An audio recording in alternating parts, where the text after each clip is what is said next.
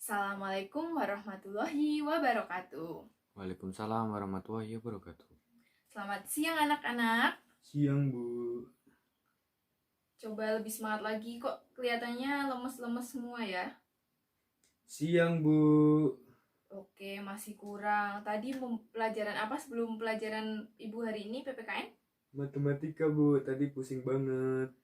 Oke, nanti kita pelajaran habis zuhur. Ini kan capek ya, ngantuk. Tapi kita akan belajar dengan asik ya. Nanti ada ice breaking, ada di sela-sela ada tanya jawab atau bermain games ya. Ya, Bu. Oke, untuk memulai pembelajaran supaya kondusif dan pembelajaran enak berjalan dengan lancar, minta tolong untuk anak-anak berdiri semuanya terlebih dahulu. Ya, Bu. Nah, tolong periksa baju kalian, tolong dimasukkan itu yang tidak rapi, dibetulkan ikat pinggangnya. Sudah, Bu. Oke. Selanjutnya minta tolong ya untuk sampah-sampahnya, apabila ada sampah-sampah itu dipungut, disimpan terlebih dahulu, nanti dimasukkan ke dalam tong sampah. Iya, Bu. Oke, terima kasih anak-anak. Silahkan duduk kembali. Ya, Bu. Nah, untuk memulai pembelajaran pada siang hari ini, alangkah lebih baiknya kita untuk berdoa terlebih dahulu agar pembelajaran yang kita lakukan dapat bisa dipahami dengan baik, dapat bisa dimengerti ya, mudah dimengerti dan bisa bermanfaat untuk kedepannya. Tolong Rifki dipimpin berdoa. Sebelum kita mulai pelajaran, mari kita berdoa menurut agama dan kepercayaan masing-masing. Berdoa dimulai.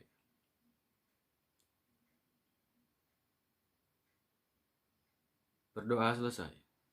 Nah, terima kasih Rifki ya. Iya, Bu, sama-sama. Nah, Ibu presensi terlebih dahulu ya. Iya, Bu. Oh, untuk mempermudah itu aja ya. Tolong kalian dilihat teman, kanan kiri, depan belakang, apakah ada yang tidak masuk. Ada, Bu. Joko sakit katanya, Bu. Oke, Joko sakit ya. Sudah berapa hari dia tidak masuk, Adi? 3 hari. Oh, gitu ya. Nanti dijenguk ya, teman-teman. Iya, Bu. Nah, kita mendoakan Joko terlebih dahulu supaya segera diberikan kesehatan dan supaya juga kita dilindungi oleh Allah Subhanahu wa Ta'ala. Amin. Nah, amin. Nah, masih pada ngantuk atau sudah semangat nih anak-anak? Masih, Bu. Gimana kalau kita ice breaking? Ayo. Oke, Ibu contohin terlebih dahulu ya. Ya. Nah, pertama yaitu go go go, yes yes yes, good and smart citizen. Gimana? Sudah paham? Paham. Nah, oke, dimulai bisa. Go, go, go. Yes, yes, yes. Good and smart citizen. Oke, pada pintar-pintar semuanya ya. Nah, sudah siap untuk memulai materi pada siang hari ini? Sudah, Bu. Sudah tahu materi tentang hari ini apa? Belum. Oke ya, Ibu jelaskan sedikit. Ya, Bu. Bahwa pada siang hari ini kita akan membahas mengenai bab 6. Tolong disiapkan itu alat tulisnya semuanya ya, sama buku paket PPKN. Iya, Bu. Dibuka halaman 141. Nah, pada bab 6 kali ini kita akan membahas mengenai daerah dalam kerangka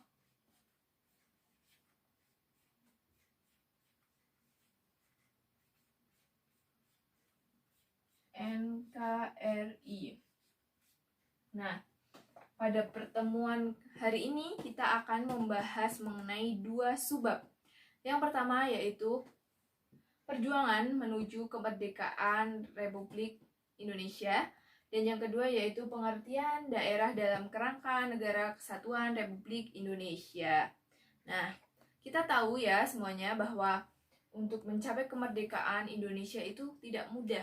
bahwa pahlawan itu berjuang sangatlah sungguh-sungguh, berdarah-darah, banyak korban, dan mengorbankan semua apa yang dia punya untuk berjuang menuju ke kemerdekaan negara Republik Indonesia. Nah, seperti yang kita tahu bahwa untuk memperoleh kemerdekaan tidak mudah ya, tidak diberikan atau mendapatkan dari negara lain. Bahwa pahlawan-pahlawan kita berjuang dimulai dari perjuangan di daerah-daerahnya masing-masing terlebih dahulu, seperti perjuangan rakyat Maluku, perjuangan di Ponegoro, perjuangan di Sulawesi, dan kemudian dan banyak lagi ya. Nanti dicari lebih banyaknya agar kita mendapat informasi yang lebih untuk materi kali ini. Nah, selanjutnya setelah para pahlawan berjuang di daerahnya masing-masing, berjuang melawan penjajah dari yang akan menghalangi mendapatkan kemerdekaan, kita tahu bahwa Indonesia dijajah oleh dua bangsa yang cukup lama, dan bahkan yang pertama yaitu sangat lama, yaitu Belanda ya, Belanda. Ada yang tahu Belanda menjajah Indonesia selama berapa tahun? Tahu, Bu. Berapa coba, Rifki? 350 tahun. Oke, Rifki pintar. Tadi malam baca buku ya, Rifki? Iya, Bu, sedikit. Oke, baik. Nah, Belanda menjajah Indonesia itu selama 350 tahun ya. Tetapi setelah mengalahkan Belanda, Indonesia tidak serta-merta atau tidak langsung mendapatkan kemerdekaan, tapi langsung dijajah kembali oleh bangsa Jepang, yaitu selama berapa? Coba ada yang ngerti? 3,5 tahun. Oke, baik, Jok. Budi pintar. Tadi sudah baca buku ya, Budi ya? Iya, Bu. Nah, selanjutnya yaitu ringkas saja bahwa kita kan akan membahas perjuangan menuju kemerdekaan negara Republik Indonesia ya. Nah, ada 4 poin nih. Ada 4 poin untuk menuju, ada 4 tahapan menuju kemerdekaan negara Indonesia. Yang pertama yaitu kekosongan kekuasaan di Indonesia.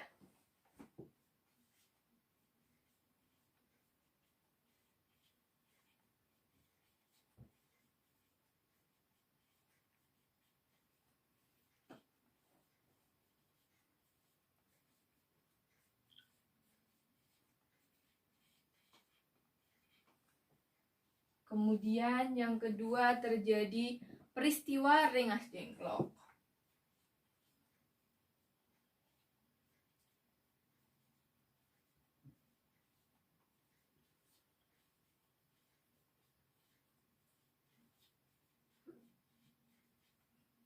Yang ketiga yaitu penyusunan naskah proklamasi.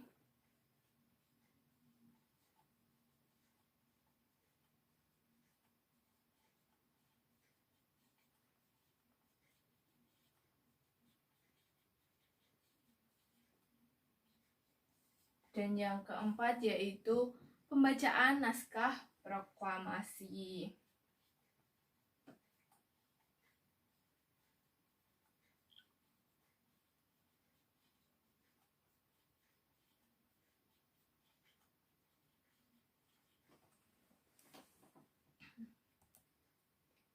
Nah, terjadinya kekosongan di Indonesia diawali pada tanggal 7 Agustus 1945, yakni dibentuk PPKI. Ada yang sudah tahu PPKI itu singkatan dari apa atau apa? Tidak tahu, Bu. Nah, PPKI itu merupakan Panitia Persiapan Kemerdekaan Indonesia. PPKI ini dibentuk yaitu untuk mempersiapkan kemerdekaan Indonesia oleh para pahlawan. PPKI ini dibentuk ketika Jepang sedang terjepit akibat pengeboman kota Hiroshima dan Nagasaki oleh Amerika Serikat. Pengeboman yang terjadi di kota Hiroshima dan Nagasaki tersebut membuat Jepang menyerah tanpa syarat kepada sekutu. Nah, ini berarti membuat peluang yang besar kepada bangsa Indonesia untuk segera memerdekakan bangsanya karena ini sangatlah yang ditunggu-tunggu oleh bangsa Indonesia. Peristiwa ini, peristiwa kekosongan kekuasaan di mana Jepang terjepit oleh Amerika Serikat, yang ketika itu Amerika Serikat mengebom kota Hiroshima dan Nagasaki, membuat kekosongan kekuasaan di Indonesia, karena pada dasarnya Indonesia itu diduduki oleh Jepang. Namun ketika hal tersebut terjadi, maka di Indonesia sendiri terjadi kekosongan kekuasaan. Kemudian kekosongan kekuasaan itu biasa disebut vacuum of power di Indonesia. Oke. Kemudian yaitu selanjutnya ya, kekosongan kekuasaan di Indonesia ini mendorong para golongan muda dengan jiwa semangatnya yang membara-bara untuk segera memerdekakan bangsa. Karena para golongan muda menganggap ini adalah suatu kejadian di mana bangsa Indonesia dapat memanfaatkan peluang sebaik mungkin untuk segera merdeka. Tetapi para golongan tua itu tidak setuju untuk memerdekakan secara cepat bangsa Indonesia. Para golongan tua itu mereka menunggu bangsa Jepang, tetapi golongan muda tidak sepakat. Nah, ada yang tahu golongan muda dan golongan tua itu terdiri dari siapa saja? Tidak tahu, Bu. Nah, golongan tua itu terdiri dari Insinyur Soekarno, Muhammad Hatta, Ahmad Subarjo, Wahid Hasyim, dan Agus Salim ya. Ya, Nah, Bu. sedangkan golongan muda itu terdiri dari Wikana, DNID, Tahirul Saleh, dan Soekarni. Kemudian yang kedua yaitu peristiwa Rengas Dengklok. Ada yang tahu apa itu peristiwa Rengas Dengklok? Nggak tahu, Bu. Sepertinya kita sudah biasa mendengar ya, tapi Iya. belum pada mengetahui. Oke, Ibu jelaskan sedikit ya mengenai peristiwa Rengas Dengklok. Apa itu peristiwa Rengas Dengklok? Peristiwa Rengas Dengklok merupakan peristiwa di mana pemuda memaksa Insinyur Soekarno dan Muhammad Hatta untuk dibawa ke Rengas Dengklok. Dengan tujuan apa?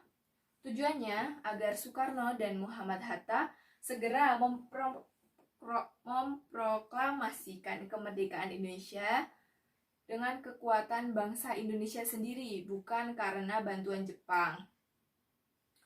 Bahwasannya yang tadi kita sudah ketahui bahwa para golongan muda itu sangat bersemangat dan mempunyai jiwa semangat yang tinggi untuk segera memproklamasikan kemerdekaan bangsa sendiri tanpa menunggu perintah dari Jepang. Kemudian peristiwa di Rengas Dengklok ini sangatlah tegang. Karena apa? Insinyur Soekarno oleh golongan muda itu diminta agar memenuhi keinginan golongan muda dan juga rakyat Indonesia untuk segera memproklamasikan bangsa Indonesia sendiri. Kemudian setelah golongan muda dan golongan tua berdebat panjang, akhirnya Insinyur Soekarno yang mewakili golongan tua setuju untuk memerdekakan bangsa Indonesia sendiri tanpa bantuan Jepang. Nah, selanjutnya yaitu penyusunan naskah proklamasi. Pada tanggal 16 Agustus, rombongan dari Rengas Dengklok, di mana yang tadi golongan muda dan golongan tua, tiba di Jakarta. Mereka membahas berbagai pertimbangan untuk di mana tempatnya untuk memproklamasikan bangsa Indonesia itu sendiri, yaitu yang kemudian dipilihlah Rumah Laksamana Muda Maida sebagai kediaman untuk memproklamasikan kemerdekaan itu. Rumahnya itu tepatnya di Jalan Imam Bonjol nomor 1 Jakarta. Teks proklamasi itu dirumuskan. Tetapi penyusunan, walaupun kemerdekaan ini tidak disetujui oleh Jepang, Insinyur Soekarno dan Muhammad Hatta segera merumuskan teks proklamasi dengan tulisan tangannya sendiri. Berarti pada akhirnya golongan tua, yaitu yang diwakili oleh Soekarno dan Hatta, menyetujui ya, walaupun beliau pada awalnya tidak mau karena menunggu persetujuan dari Jepang. Kemudian dalam teks proklamasi tersebut dirumuskan ada beberapa kalimat, yaitu yang berbunyi, "Kami rakyat Indonesia dengan ini menyatakan kemerdekaan Indonesia." Yang diubah menjadi "Kami bangsa Indonesia dengan ini menyatakan kemerdekaan Indonesia." Nah, kalimat itu diubah menurut persetujuan dari Ahmad Subarjo. Kemudian kalimat yang kedua yaitu hal-hal mengenai pemindahan kekuasaan dan lain-lain akan diselenggarakan dengan cara yang secermat-cermatnya serta dalam tempo yang sesingkat-singkatnya. Kemudian kalimat itu kemudian digabung ya, disempurnakan oleh Muhammad Hatta sehingga berbunyi seperti teks proklamasi yang seperti sekarang ini. Setelah menyusun naskah proklamasi, lalu Insinyur Soekarno menyuruh semua yang datang pada perumusan teks proklamasi tersebut untuk menandatangani sebagai wakil-wakil bangsa Indonesia. Tetapi Soekarni selaku salah satu pimpinan golongan muda mengusulkan agar Soekarno-Hatta saja yang menandatangani atas nama bangsa Indonesia, bahwasanya Soekarno dan Hatta itu merupakan wakil dari bangsa Indonesia. Nah, selanjutnya tulisan tangan teks proklamasi yang ditulis tadi oleh Soekarno dan Hatta tersebut diganti oleh teks ketikan Sayuti Melik yang mengetiknya dengan beberapa perubahan yang tadi sudah disetujui. Naskah proklamasi ini terdapat 3 perubahan dari yang aslinya, seperti kata tempoh yang diganti dengan kata tempo, wakil bangsa Indonesia diganti dengan atas nama bangsa Indonesia. Kemudian cara penulisan tanggal yang tadinya Jakarta 17/8/05 diganti menjadi Jakarta hari 17 bulan 08 tahun 05. Yang terakhir yaitu pembacaan teks proklamasi. Setelah diketik oleh Sayuti Melik, ditandatangani oleh Soekarno yang pada tanggal 17 Agustus tahun 1945, tepatnya hari Jumat, pukul 10 di depan rumah Insinyur Soekarno, Jalan Pegangsaan Timur nomor 58 Jakarta. Insinyur Soekarno dengan didampingi oleh Muhammad Hatta membacakan teks proklamasi dengan disaksikan kurang lebih 1.000 orang. Nah, dari 4 tahapan ini untuk menuju kemerdekaan, apakah ada yang ditanyakan anak-anak? Tidak ada, Bu.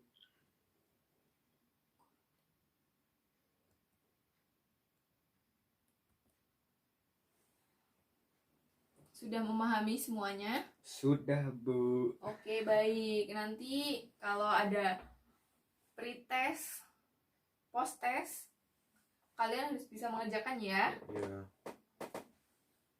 Kemudian, peristiwa setelah teks proklamasi dibacakan, yaitu dikibarkannya sangsaka merah putih.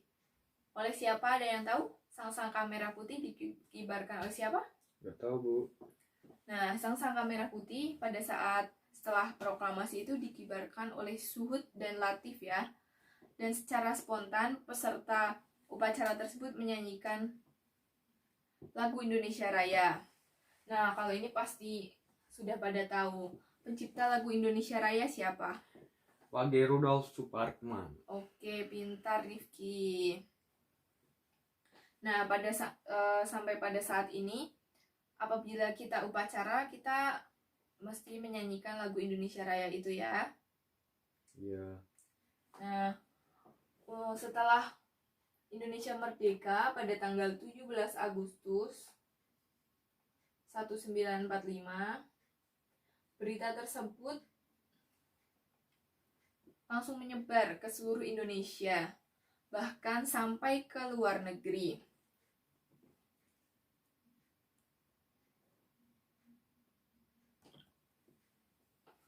Oke, ada yang bisa menyimpulkan dari 4 tahapan ini menuju kemerdekaan Indonesia?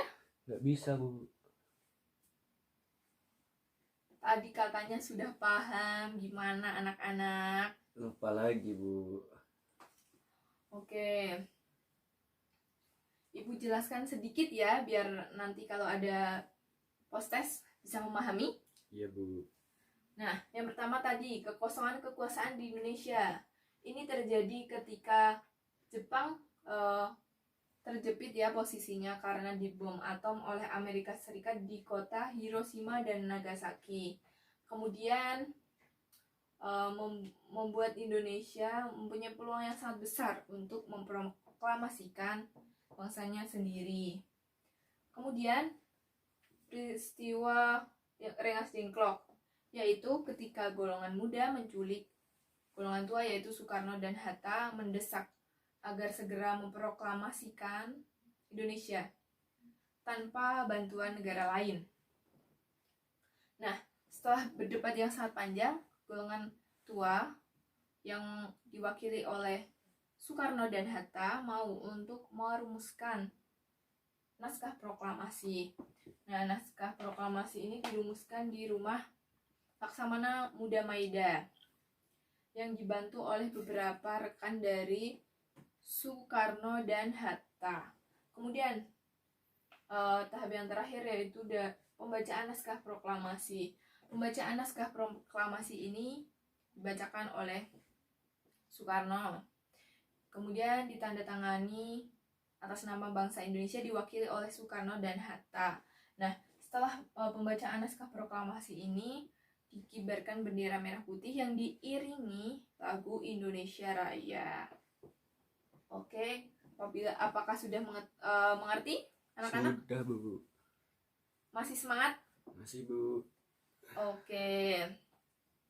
Ibu kasih tugas gimana anak-anak? Iya, Bu. Nah, kalian tulis ringkasan mengenai apa yang kita sudah pelajari mengenai perjuangan menuju kemerdekaan. Nah, aktivitas 6.2 ya, ada di buku paket. Nanti kita akan membahas bersama-sama mengenai materi selanjutnya.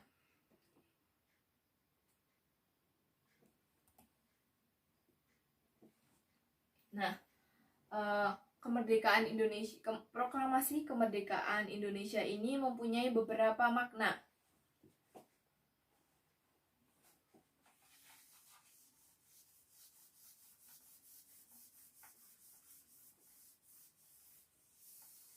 Makna dari proklamasi kemerdekaan Indonesia ini ada 6. Yang pertama yaitu ditinjau secara aspek hukum.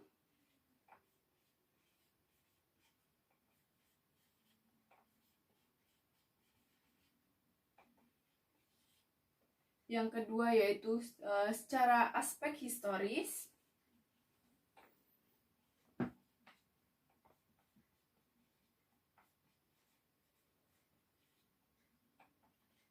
Kemudian aspek sosiologis.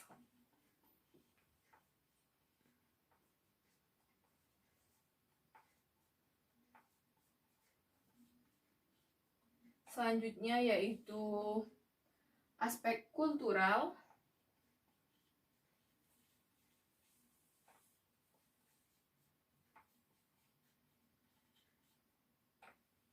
Yang kelima yaitu aspek politis.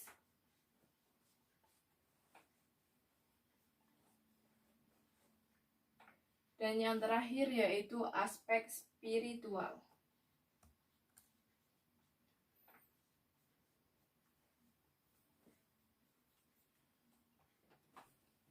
Nah, yang pertama yaitu aspek hukum. Ada yang sudah membaca mengenai buku paket mengenai makna proklamasi ini, anak-anak? Belum, Bu. Baiklah, Ibu jelaskan ya. Aspek hukum. Proklamasi ini merupakan keputusan politik tertinggi bangsa Indonesia untuk menghapuskan hukum kolonial yang diganti dengan hukum nasional, yaitu lahirnya Negara Kesatuan Republik Indonesia. Nah, berarti bahwa tadinya Indonesia belum merdeka kan menggunakan hukum kolonial yang dijajah oleh bangsa Belanda. Kemudian setelah Indonesia memutuskan untuk memerdekakan bangsanya sendiri, kemudian diganti atau berubah menjadi hukum nasional, yang berarti sebagai tanda lahirnya Negara Kesatuan Republik Indonesia. Selanjutnya yaitu aspek historis. Proklamasi merupakan titik akhir sejarah penjajahan di bumi Indonesia, sekaligus menjadi titik awal Indonesia yang merdeka, bebas dari penjajahan bangsa lain. Berarti bahwa sebagaimana yang kita tahu Indonesia dijajah oleh Belanda, berarti Indonesia masih dalam belenggu penjajahan, tidak merdeka dan diatur oleh bangsa lain. Kemudian setelah Indonesia merdeka, Indonesia bebas, berarti Indonesia sudah merdeka dan bisa mengatur negaranya sendiri.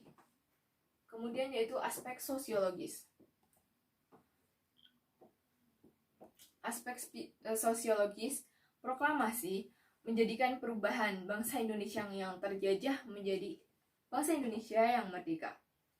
Proklamasi memberikan rasa bebas, merdeka bagi penjajahan, dari belenggu penjajahan.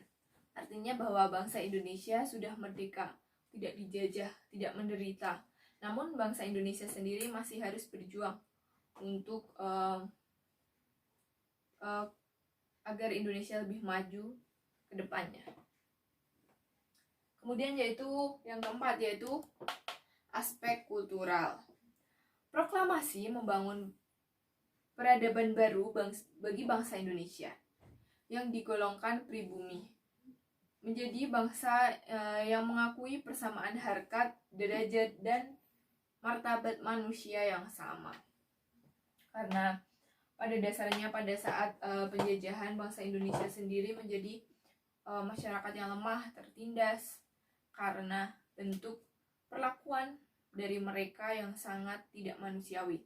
Tetapi kemudian ketika bangsa Indonesia sudah merdeka, bangsa Indonesia mempunyai martabat persamaan derajat dengan manusia yang lain dan juga bangsa yang lain.